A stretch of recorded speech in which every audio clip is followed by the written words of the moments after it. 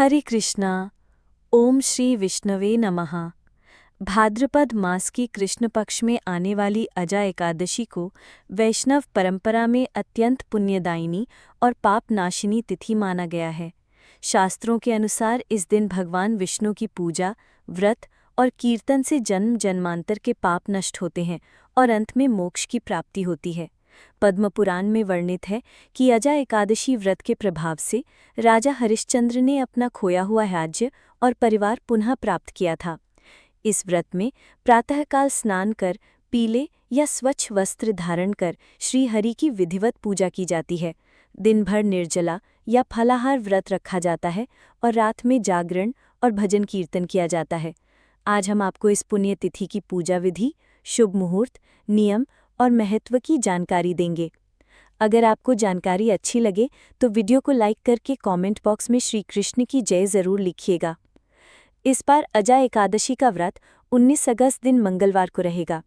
एक दिन पहले सोमवार के दिन दशमी तिथि के नियमों का पालन किया जाएगा।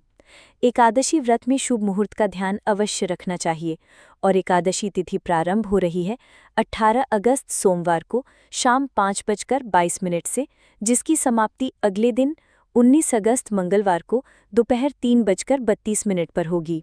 19 अगस्त मंगलवार के दिन ब्रह्म मुहूर्त सुबह 4:32 से 5:20 तक रहेगा। सूर्योदय होगा सुबह 6:12 पर और सूर्यास्त शाम 7:11 पर।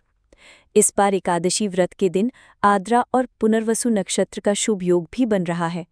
हरिवासर का समय 19 अगस्त मंगलवार को यानी जिस दिन अजा एकादशी का व्रत रहेगा उसी दिन रात 9:30 बजे तक समाप्त हो जाएगा।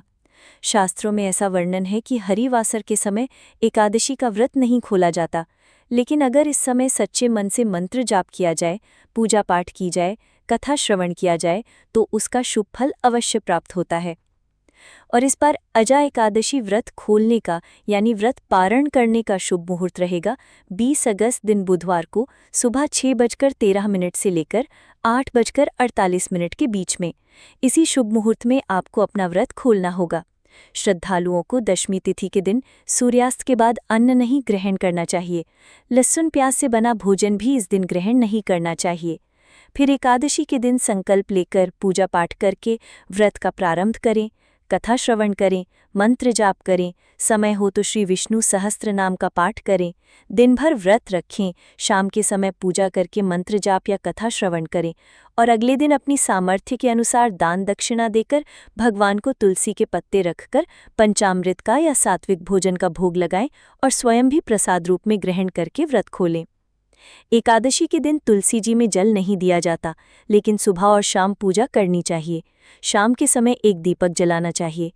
एकादशी के दिन किए गए दान से पितर भी प्रसन्न हो जाते हैं, इसलिए पितरों के नाम से इस दिन आप तिलों का दान या वस्त्र दान कर सकते हैं। ये थी आज की वीडियो। उम्मीद है आपको पसंद आई होगी।